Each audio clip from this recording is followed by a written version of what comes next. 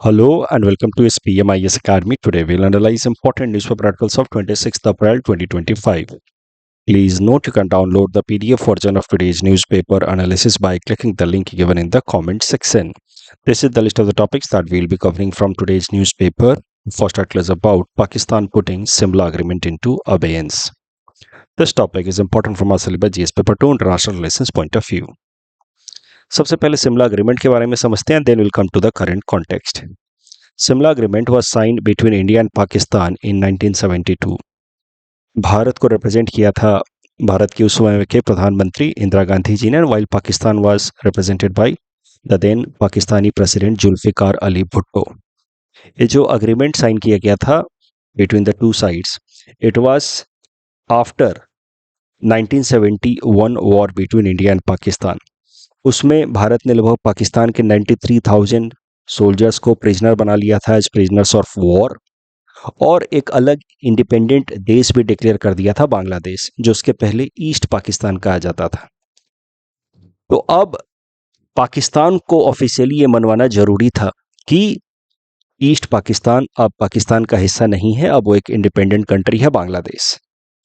भारत ने पाकिस्तान के ऊपर दबाव बनाया क्योंकि भारत के पास 93,000 पाकिस्तान के सोल्जर्स भी थे एज प्रिजनर, और इन्हीं सब कारणों से फिर लगभग 6-7 महीने बाद आफ्टर दिस वॉर इन दिसंबर 1971, जुलाई 1972 में दोनों देशों के बीच में एग्रीमेंट साइन हुआ. इस एग्रीमेंट का आउटकम ये रहा कि Pakistan gave diplomatic recognition to Bangladesh, और बदले में भारत ने पाकिस्तान के 93,000 सोल्जर्स को रिलीज कर दिया. कुछ और भी डिसीजंस लिए गए इन दिस सिमला एग्रीमेंट. उसमें से जो इंपॉर्टेंट वाले हैं वो जरा देखते हैं. Both sides agreed to refrain from seeking third party mediation. तो अगर अब दोनों देशों के बीच में कोई भी डिस्प्यूट भविष्य में होता है या एग्जिस्टिंग कोई भी डिस्प्यूट है, उनको रिजॉल्व करने के लिए दोनों ही देशों ने फैसला किया कि अब वो आपस में बायलैटरल लेवल पे नेगोशिएशन करेंगे, चाहे वो जम्मू कश्मीर का ही मामला क्यों ना हो.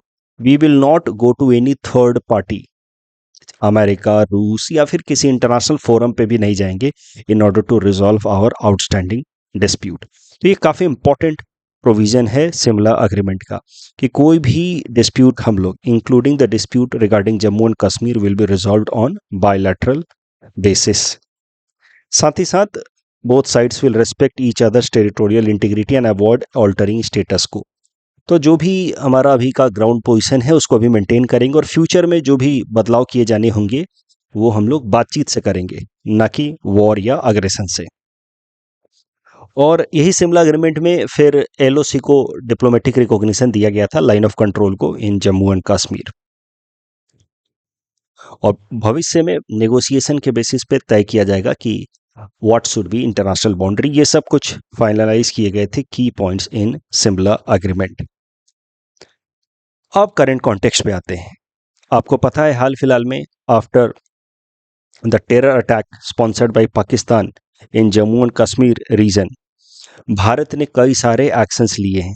आप कह सकते हैं इसको डिप्लोमेटिक सर्जिकल स्ट्राइक.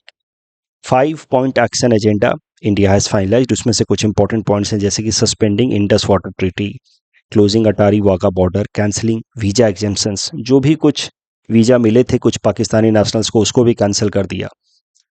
अब पाकिस्तान भारत के ऊपर एलिगेशन लगा रहा है कि भारत ने वाटर वॉरफेयर स्टार्ट कर दिया है बाय सस्पेंडिंग या putting into abeyance Indus water treaty.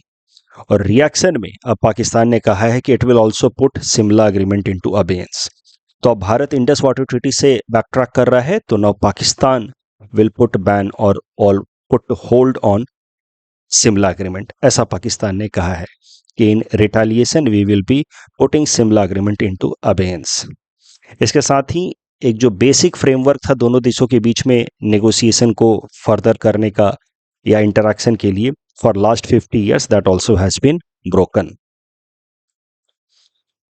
अब इसका आउटकम क्या हो सकता है सिमला एग्रीमेंट के ऊपर होल्ड लगाने का या पुटिंग इनटू अबेयंस, इसका आउटकम क्या हो सकता है वो जरा देखते हैं. देखिए, जो भी एक्सपर्ट्स हैं उनका ऐसा मानना है, ये जो रिपोर्ट या मैं डिस्कस कर रहा हूँ आपके सामने, ये सिर्फ इंडियन एक्सप्रेस के इस आर्टिकल के बेसिस पे नहीं डिस्कस कर रहा हूँ, इसमें मैंने फर्स्ट पोस्ट के भी कुछ आइडियाज़ यूज़ किए हैं. एक्सपर्ट्स बिलीव कि पाकिस्तान का जो रेस्पॉन्स है that is noisy but it does not have any substance. एक तरफ तुम क्रॉस बॉर्डर टेररिज्म को प्रमोट कर रहे हो और दूसरी तरफ जब कोई एक्शन लिया जा रहा है तुम्हारे अगेंस्ट तो तुम कह रहे हो कि now we will revoke Shimla agreement. तो तुमने जो एक ब्रिज बचा हुआ था दोनों देशों के बीच में उसको भी खत्म कर दिया for negotiation. It could prove strategic blunder for Pakistan and now it freeze India from burden of an agreement जो anyway it was one sided in practice. ये एग्रीमेंट कहता है कि we will respect territorial integrity, but Pakistan कहाँ respect कर रहा था territorial integrity. वो क्रॉस बॉर्डर टेररिज्म तो बार बार प्रमोट करने की कोशिश कर ही रहा था। तो anyway this was one sided practice.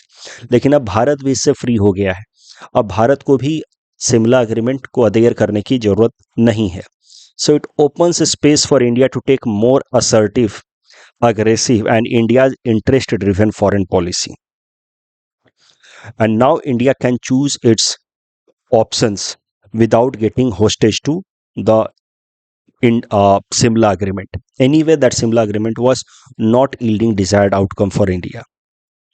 Pakistan के लिए स्ट्रेटेजिक ब्लंडर इसलिए हो सकता है ये क्योंकि भारत या India is seen as stable and consistent country worldwide, जबकि Pakistan is considered as an erratic and unreliable country. तो अब जब दोनों देशों के बीच में कुछ भी अग्रेशन होगा, डिस्प्यूट होगा, तो एक तो भारत के ऊपर पाकिस्तान ये एलिगेशन नहीं लगा सकता कि we are back tracking from Shimla agreement. दूसरा, वर्ल्ड कंट्रीज का भी सपोर्ट भारत के ही साथ है। इवन यूएस प्रेसिडेंट जो अभी डोनाल्ड ट्रंप हैं, उन्होंने पहले जब 2019 में वो प्रेसिडेंट थे तब उस टाइम में उन्होंने पाकिस्तान को फेवर करते हुए एक स्टेटमेंट कहा था। He had said that perhaps US needs to intervene into Kashmir dispute between India and Pakistan. उस टाइम में इंडिया ने इसको स्ट्रांगली क्रिटिसाइज भी किया था। बट अब तो वो भी प्रो इंडिया अप्रोच दिखा रहे हैं। अभी उनसे हाल फिलहाल में पूछा गया कि भारत और पाकिस्तान के बीच में हाल फिलहाल में डिस्प्यूट्स बढ़ गए हैं, what is your take on that. तो वो कह रहे हैं कि दोनों देश आपस में मिल करके देख लेंगे, हमें उसमें जाने की जरूरत नहीं है। तो मीन्स भारत मजबूत देश है, वो देख लेगा पाकिस्तान को। So in general India's image is good. It is considered as a stable and consistent country, and now since any platform for dealing and negotiation is also blown away by Pakistan, so it is going to only work against Pakistan. ये जो Shimla agreement के ऊपर उसने hold लगाया है, this is a general understanding so far. इस discussion के basis पे प्रीलिम्स प्रैक्टिस क्वेश्चन है। Please attempt this question and submit the answer in the comment section. ऐसा प्रश्न आपसे पूछा जा सकता है शिमला एग्रीमेंट के ऊपर कि क्या है, कैसे उसने भारत और पाकिस्तान के रिलेशंस को शेप किया और हाल फिलहाल में जो पाकिस्तान का विड्रॉल हुआ है उसके क्या इंप्लीकेशंस हो सकते हैं। मैंने आपको हिंट्स भी दे रखा है, अब चाहे तो हिंट्स देख करके इस क्वेश्चन को अटेम्प्ट करें। Next topic is again important from GS paper two international relations perspective. Why Crimea matters to Russia. Important topic है, देखते हैं क्रीमिया के बारे में थोड़ा समझते हैं and then will come to the current context. Crimea आप देख सकते हैं, ये लैंड मास जो कहते हैं हम लोग Crimean peninsula because of its structure. तो क्रीमिया जो है वो ब्लैक सी के अंदर है, ये Crimean peninsula. It is in southern region of Ukraine. Till 2014 Crimea was part of Ukraine, it was an autonomous region of Ukraine only, but in 2014 Russia annexed Crimea from Ukraine. हुआ क्या कि Ukraine के अंदर जो उस वक्त के president थे Viktor Yanukovych, he was considered to be a pro Russian president in Ukraine. उनका स्टैंस हमेशा ही प्रो रसिया रहता था, एंटी यूएस या एंटी वेस्ट रहता था। लेकिन जब यानुकोविच वाज रिमूव्ड तो उसके बाद से रसिया को ये बात समझ आ गई कि नाउ यूक्रेन के अंदर जो नए प्रेसिडेंट आए हैं ही इज प्रो वेस्ट, जो नई सरकार आई है that is pro west, specially US. तो अब यूक्रेन जो हो सकता है इंक्लाइन होना शुरू हो। तब से ही रसिया को बात समझ आ गई थी कि Ukraine will show its allegiance towards western country and may show interest to join NATO group. तो फिर रसिया ने जो पहला अग्रेसिव स्टैंड लिया वो था कि क्रीमिया के अंदर एक रेफरेंडम करवाया। रसिया डायरेक्टली नहीं करवा सकता ऑफ कोर्स, बट उसने पहले सॉर्ट ऑफ सपोर्ट किया डायरेक्टली इनडायरेक्टली। क्रीमिया के अंदर एक रेफरेंडम हुआ जहां पे लोगों ने वोट किया कि दे वांट टू ज्वाइन रसिया। ये एक रसिया को लेजिटिमेसी चाहिए थी before it by use of force annexed Crimea from Ukraine. तो रेफरेंडम करवाया। एक्चुअली है क्या कि क्रीमिया के अंदर कई सारे लोग हैं जिनकी जो लैंग्वेज है वो रसियन लैंग्वेज है, या एथनिसिटी जो है रसियन पॉपुलेशन से मैच करती है। और यही कारण है कि Russia traditionally has been holding huge influence in this region, of course in indirect manner. तो जब रसिया ने देखा कि यूक्रेन के अंदर प्रो वेस्ट प्रेसिडेंट आ गया है, प्रो वेस्ट गवर्नमेंट आ गई है, तो रसिया ने यहाँ पे एक रेफरेंडम सा करवा दिया, इनडायरेक्टली इम्प्लिसिटली इन्फ्लुएंस करके। और रेफरेंडम में व्हेन इट वाज डिसाइडेड कि they want to be part of Russia, then Russia attacked and forcefully by aggression, military aggression, annexed Crimea from Ukraine. तो 2014 में रसिया ने क्रीमिया को एनेक्स कर लिया। उस वक्त रसिया के और वेस्टर्न कंट्रीज के बीच में टेंशंस बहुत बढ़ गए थे। वही टाइम था जब रसिया को एक्सपेल कर दिया गया था from G8 countries, G8 group, and G8 was reduced to G7। आज भी दुनिया के ज्यादातर देश मानते हैं कि Crimea is not part of Russia, though Russia has administrative या military control over Crimean peninsula, but most of the countries do not recognize Russian control over Crimea. दुनिया के कुछ ही ऐसे देश हैं जिसमें से रसिया ऑफ कोर्स है, उसके अलावा Syria, Afghanistan, Cuba, Venezuela, North Korea and Sudan, they recognize Crimea as part of Russia. But otherwise most of the major countries have not identified Crimea as part of Russia. अगर भारत की बात की जाए तो भारत ने भी ऑफिशियली कभी रिकॉग्नाइज नहीं किया है क्रीमिया को एज पार्ट ऑफ रसिया। वो बात अलग है कि भारत ने कभी क्रिटिसाइज भी नहीं किया है of Russian annexation of Crimea in 2014। United Nation General Assembly में एक रेजोल्यूशन पास किया गया था declaring recognition of Crimea as part of Ukraine only, though it is under control of Russia. देखते हैं कि आखिर क्यों Russia wanted to annex Crimea, what was the factor. तो एक सबसे बड़ा कारण है जियोलॉजिकल, या आप कह सकते हैं geographical. Quest for warm water ports. अगर आप रसिया को देखें तो रसिया का ज्यादातर जो कोस्ट है वो ओपन होता है इन आर्कटिक रीजन, जो साल में ज्यादातर टाइम वो फ्रोजन ही रहता है। तो Russia has long coast line, about 37,000 kilometre long coast line है रसिया का, बहुत लंबा कोस्ट लाइन है। But most of it is in northern region, it opens in Arctic areas, and that is why वहां पे बर्फ जमी रहती है, it remains frozen throughout the year. Mostly in the winter time तो it becomes completely unusable. Summer के time में थोड़ा बहुत वो सी आइस थॉ होता भी है, but during winters it becomes frozen and unusable. And that is the reason why Russia wants accessibility to some warm water ports which remains functional throughout the year. तो रसिया की foreign policy का एक important goal रहा है to have accessibility to warm water port. यहाँ आप देख सकते हैं कि Crimean peninsula which opens into Black Sea, वहां पे एक पोर्ट है Sevastopol port, it's a warm water port, it remains functional throughout the year, and that is one major reason why Russia wanted to annex Crimea. And by annexing Crimea and having control over the Sevastopol port, Russia gets access to Black Sea, and via Black Sea through Sea of Marmara and Aegean Sea, Russia gets accessibility to Mediterranean Sea also. उसके अलावा annexation to Crimea was a kind of power projection by Russia. देखिए, Russia under Vladimir Putin is known as revivalist power. It wants to revive its glory of Cold War era. और जब Ukraine के अंदर रसिया ने देखा कि अब pro US सरकार आ गई है and Ukraine might show its willingness to join NATO group also, then Russia decided to put some pressure on Ukraine by threatening Ukraine by annexing Crimea. Russia hoped कि Ukraine will not show its tilt towards west, it will not express its willingness to join NATO group. तो एक तरीके से power projection आप मान सकते हैं, एक तरीके से यूक्रेन के लिए वार्निंग भी आप मान सकते हैं, जिसको रिलीज करने के लिए, इस वार्निंग को रिलीज करने के लिए Russia annexed the Crimean peninsula from Ukraine.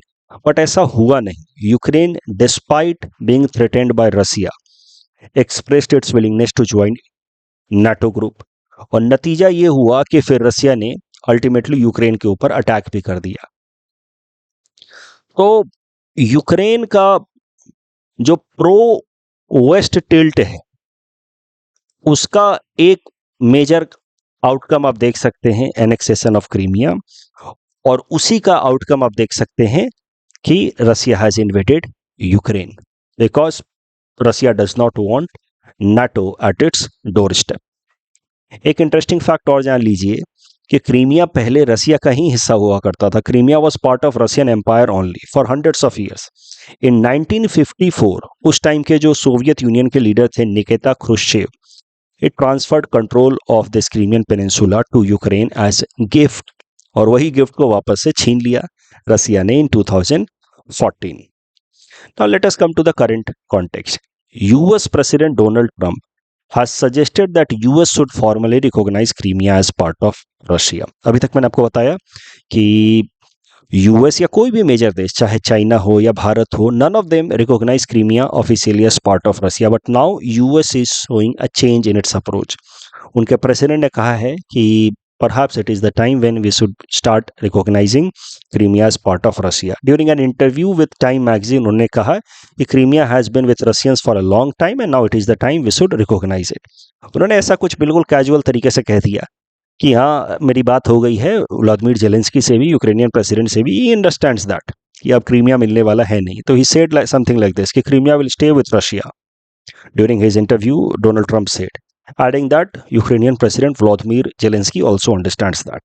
अब इस स्टेटमेंट का सिग्निफिकेंस समझिए। देखिए, डोनाल्ड ट्रंप जब से सेकेंड स्टिंट उन्होंने अपना शुरू किया है एज यूएस प्रेसिडेंट, तब से ही लगातार he is showing shift in US foreign policy. US in general takes anti-Russia stand in its foreign policy right since Cold War time. पर डोनाल्ड ट्रंप जब लास्ट टाइम भी प्रेसिडेंट थे 2016 से 20, और अब जब प्रेसिडेंट बनकर के आए हैं, दोनों ही टाइम में he has shown a major shift in US foreign policy and has shown a convergence with Russia. US has started showing alignment with Russia under Donald Trump 2.0 regime. इसी साल जैसे ही वो प्रेसिडेंट बने, उसके लगभग एक महीने के अंदर ही यूरोपियन यूनियन ने एक रिजोल्यूशन रखा था यूनाइटेड नेशन जनरल असेंबली के अंदर, condemning Russia's aggression over Ukraine, and US voted against that resolution. That was a clear-cut indication that US is looking for a new partner in form of Russia, and it is diverging away from its traditional partners that are European Union. इससे global politics में सोचिए कितना बड़ा बदलाव आएगा. US anti China stand लिया जा रहा है, इनफैक्ट और ज्यादा हॉस्टाइल हो गया है अगेंस्ट चाइना, लेकिन रसिया के साथ अलाइन हो रहा है. तो जो ट्रेडिशनल एक्सेस थे, जैसे चाइना रसिया का एक्सेस, यूएस यूरोपियन एक्सेस, वो ब्रेक हो रहा है. यूएस एंड यूरोपियन यूनियन का एक्सेस वो ब्रेक हो रहा है, वीक हो रहा है. यूएस रसिया का एक्सेस जो है वो स्ट्रांग हो रहा है, which will change complete global politics. It will take global geopolitics into unfamiliar territory. और अब ऐसे हालत में भारत को भी ये चेंजेस को समझना होगा, and India will have to frame its policies accordingly to protect its own national interest. इस टॉपिक डिस्कशन के बेसिस पे प्रीलिम्स प्रैक्टिस क्वेश्चन है. Please attempt this question and submit the answer in the comment section. Next topic is about 2.5 additional run off factor on digital deposits. This topic is important for my syllabus GS paper 3 Indian economy point of view. ये current development को समझने से पहले हमें दो छोटे छोटे concept सीखने होंगे, liquidity coverage ratio and run off factor. सबसे पहले फोकस करते हैं on this term, liquidity coverage ratio. Liquidity coverage ratio is decided by RBI for the banks. तो एक तरीके का रेगुलेटरी प्रोविजन है, आरबीआई तय करती है बैंक्स के लिए. लिक्विडिटी कवरेज रेशियो डिसाइड करने के पीछे मेन मकसद होता है कि बैंक्स के पास इतना कैश हो, लिक्विड वेल्थ हो या फिर इतना एसेट्स हो जो क्विकली कन्वर्ट हो जाए कैश में इन टाइम ऑफ नीड। आपके पास, बैंक्स के पास इतना या तो सीधा सीधा कैश पड़ा हो या ठीक ठाक सा उनके पास असेट पड़ा हो जो इजीली लिक्विडेट हो जाए, कन्वर्ट हो जाए कैश में। वो इंश्योर कराने के लिए आरबीआई तय करती है liquidity coverage ratio. Liquidity coverage ratio has been developed by Basel committee for banking supervision. तो एक तरीके से आप कह सकते हैं कि बेसल नॉर्म्स का ही हिस्सा हो सकता है। Basel committee for banking supervision इसको तय करती है। लिक्विडिटी कवरेज रेशियो क्या इंश्योर करता है और थोड़ा समझते हैं डिटेल में। It ensures that banks could survive a sudden financial crisis for at least 30 days without failing. तो लिक्विडिटी कवरेज रेशियो में आरबीआई हर बैंक को मैंडेट देती है कि आप कम से कम इतना अपने पास लिक्विड वेल्थ रखिए, यानी कि कैश रखिए, या तो फिर हाई क्वालिटी एसेट्स रखिए जो आराम से कन्वर्ट हो जाए इनटू लिक्विड, ताकि आप 30 दिन तक किसी भी फाइनेंशियल क्राइसिस या स्ट्रेस को झेल पाएं विदाउट फेलिंग। तो bank should be able to withstand 30 days of financial crisis without failing. उस गोल को इंश्योर कराने के लिए आरबीआई पुट्स और mandates banks to maintain liquidity coverage ratio. And liquidity coverage ratio Bharat के अंदर बैंक्स के ऊपर मैंडेट की तरह अप्लाई करती है RBI, but overall liquidity coverage ratio का जो कॉन्सेप्ट है that has come from Basel committee. Liquidity coverage ratio was proposed in 2010, finalized in 2014। 2019 onwards Bharat के अंदर 100% लिक्विडिटी कवरेज रेशियो मेंटेन करना होता है बैंक्स को। लिक्विडिटी कवरेज रेशियो का फॉर्मूला ये है, हाई क्वालिटी एसेट्स। तो इसमें टोटल या तो कैश भी आ सकता है या फिर ऐसे एसेट जो आराम से कन्वर्ट हो जाए लिक्विड में, divided by total net cash outflow for 30 days into 100। तो जितना आपका अगले 30 दिनों का खर्चा हो सकता है, आपके कैश आउटफ्लो हो सकते हैं अगले 30 दिनों के, उतना कम से कम आपको अपने पास हाई क्वालिटी लिक्विड एसेट्स या कैश रखना होगा। That is the meaning of 100% liquidity coverage ratio. तो liquidity coverage ratio should be greater than और at least equal to 100%। So I just hope कि आपको बात समझ आ रही है। What is the meaning of liquidity coverage ratio equal to 100%? It simply means कि बैंक्स के पास इतना हाई क्वालिटी एसेट होना चाहिए या फिर कैश होना चाहिए कंबाइंड तरीके से, ताकि वो अपने अगले 30 दिन तक का नेट कैश आउटफ्लो के रिक्वायरमेंट को मीट कर पाए।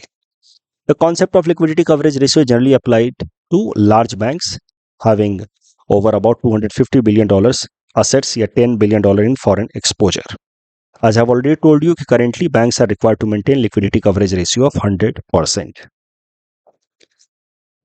आई होप कि आपको लिक्विडिटी कवरेज रेशियो समझ आ गया, लेकिन अब थोड़ा इस टर्म पर फोकस कीजिए, total net cash outflow over 30 days. अगले 30 दिनों में कितना कैश आउटफ्लो हो सकता है in case of financial crisis, वो कैसे पता चलेगा? That is a question. In case of financial crisis cash outflow होगा कितना, that has to be also estimated. तो इसी को एस्टिमेट करने के लिए कॉन्सेप्ट लाया गया है रन ऑफ फैक्टर का। तो when banks calculate their total net outflow for next 30 days for having liquidity coverage ratio, they must have to apply different run off factors for different deposits. अलग अलग तरह के deposits पे अलग अलग risk होता है। मान लीजिए कि थोड़ा भी अगर फाइनेंशियल क्राइसिस की सिचुएशन बनी किसी बैंक के ऊपर, तो अलग अलग तरीके के जो डिपॉजिटर्स होते हैं उनकी पैसा निकालने की टेंडेंसी अलग अलग होती है। उसी टेंडेंसी के बेसिस पे तय किया जाता है रन ऑफ फैक्टर। तो रन ऑफ फैक्टर फिर से समझते हैं, it is percentage of the deposits banks would assume will be withdrawn during financial stress situation. जैसे कि मान लीजिए कि बैंक के अंदर आपने 100 रुपया जमा किया है। एक आदमी तो जब बैंक जमा नहीं करता है पैसा, मान लीजिए कि बहुत सारे लोगों ने मिल करके 100 करोड़ रुपए जमा किए किसी बैंक के अंदर। अगर थोड़ा भी स्ट्रेस वाला सिचुएशन आया तो ऐसा तो नहीं है कि 100 का 100 करोड़ रुपए लोग निकालने आ जाएंगे, कि सब लोग आ जाएंगे अपना सारा पैसा निकालने के लिए, ऐसा तो है नहीं। तो कितना पैसा अंदाजन लोग निकालेंगे इन केस ऑफ फाइनेंशियल क्राइसिस, उसी को कहा जाता है रन ऑफ फैक्टर। और अलग अलग तरह के डिपॉजिट के लिए रन ऑफ फैक्टर अलग अलग होता है। So there are some type of deposit जिनको कैटेगराइज किया गया है स्टेबल डिपॉजिट्स, उसके लिए रन ऑफ फैक्टर करेंटली 5% है। ठीक है। Then there are some less stable deposits, उसके लिए रन ऑफ फैक्टर है 10%। इस तरीके से अलग अलग अलग अलग तरह के डिपॉजिट्स के लिए अलग अलग रन ऑफ फैक्टर है एज पर आरबीआई मैंडेट। जो सेफ डिपॉजिट्स होते हैं उस पर रन ऑफ फैक्टर जनरली कम होगा, जो रिस्की डिपॉजिट्स होते हैं उस पर रन ऑफ फैक्टर ज्यादा होगा। तो लिक्विडिटी कवरेज रेशियो आप समझ गए।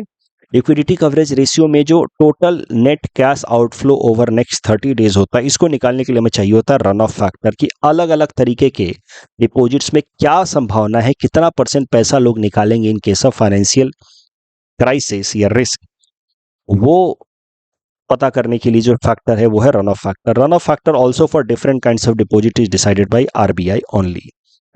अब देखिए, हाल फिलहाल में मतलब पिछले साल जुलाई में आरबीआई ने रन ऑफ फैक्टर को अपग्रेड करने का फैसला किया था कि अब अलग अलग तरीके के रन ऑफ फैक्टर्स को हम लोग इनहैंस करेंगे। जैसे स्टेबल डिपॉजिट्स के लिए रन ऑफ फैक्टर था 5%, उसको इनहैंस करके किया जाएगा 10%।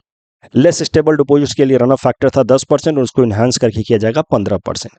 तो मतलब पिछले साल आरबीआई ने एक ड्राफ्ट डॉक्यूमेंट में अनाउंस किया था कि run off factor will be increased by 5% for almost every kind of deposit. लेकिन अब हाल फिलहाल में जो फाइनल गाइडलाइंस आरबीआई ने रिलीज किया है, उसमें आरबीआई ने कहा है कि नो, रन ऑफ फैक्टर सिर्फ 2.5% ही इंक्रीज किया जाएगा for retail deposits that are enabled with internet and mobile banking facilities.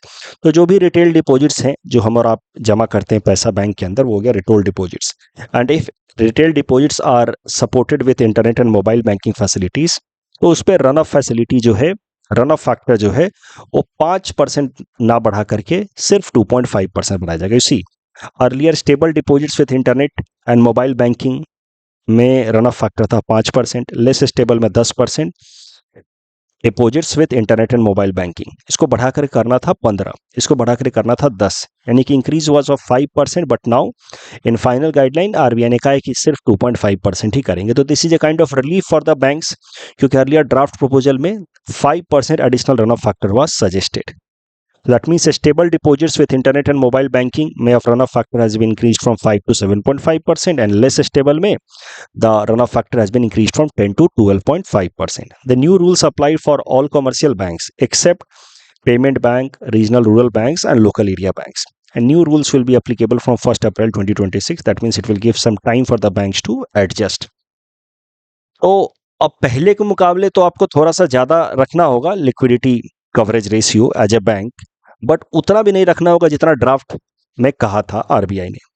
तो नाउ आरबीआई के जो नई गाइडलाइंस है उसके हिसाब से banks will have a freed up capital of about 2.7 to 3 lakh crore rupees.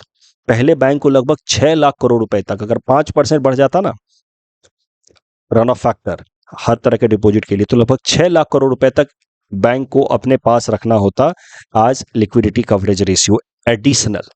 लेकिन अब सिर्फ 2.5% ही बढ़ रहा है चूंकि, तो banks will have to keep about 3 lakh crore additional. तो लगभग 3 lakh crore will be freed up. तो relaxed rules will free up about 2.7 to 3 lakh crore for the banks since the additional runoff has been reduced from 5% to 2.5%. तो अब banks के पास अगर कुछ पैसा बचेगा तो that will help the banks to put more credit in the economy and support the credit through more credit supply. इस topic discussion के बेसिस पे प्रीलिम्स प्रैक्टिस क्वेश्चन है, please run this question and submit the answer in the comment section. Next term is about persona non grata. देखिए संयोग से ये cutout भी यहाँ मिल गया। डोनाल्ड ट्रंप कह रहे हैं they will figure it out themselves, और Donald Trump on escalating India and Pakistan tension, जो पहले टॉपिक में हमने डिस्कस किया था। Now let us focus on this topic persona non grata. ये टर्म न्यूज में है, हो सकता है प्रीलिम्स में आपसे सीधा सीधा पूछ ले क्या है पर्सना नॉन ग्राटा। देखिए पहलगाम टेरर अटैक जो पाकिस्तान ने स्पॉन्सर कराया है भारत के ऊपर, उसके बाद से दोनों देशों के बीच में तो डिप्लोमेटिक टाइज डाउनग्रेड हो ही गए हैं। भारत ने इंडस वाटर ट्रीटी को सस्पेंड कर दिया। कई सारे पाकिस्तानी नेशनल्स जो एग्जेम्प्टेड वीजा नॉर्म्स के हिसाब से भारत के अंदर थे, चाहे वो मिलिट्री ऑफिसर्स हो, नेवल ऑफिसर्स हो, एयर एडवाइजर्स हो, उन सबको भी भारत ने एक्सपेल करने का फैसला किया, भारत से बाहर पाकिस्तान भेजने का फैसला किया है। इसके लिए जो ऑफिशियल डिक्लेरेशन रिलीज किया भारत ने, जो ऑफिशियल टर्म इस्तेमाल किया गया है वो ये है कि India declares Pakistani military advisers persona non grata. Persona non grata क्या मतलब होता है इसका? It is Latin word for unwelcome person. तो now these people, Pakistani military, naval, air advisers are persona non grata, means unwelcome people in India. ये diplomatic term होता है. That is a way of officially declaring a foreign diplomat और person banned in a country. Once a person is declared persona non grata, that means the person must leave the country within a reasonable time. तो भारत ने लगभग एक सप्ताह का time दिया है, 7 दिन का टाइम दिया है. This term persona non grata is defined under 1961 Vienna Convention on Diplomatic Relations, Article 9.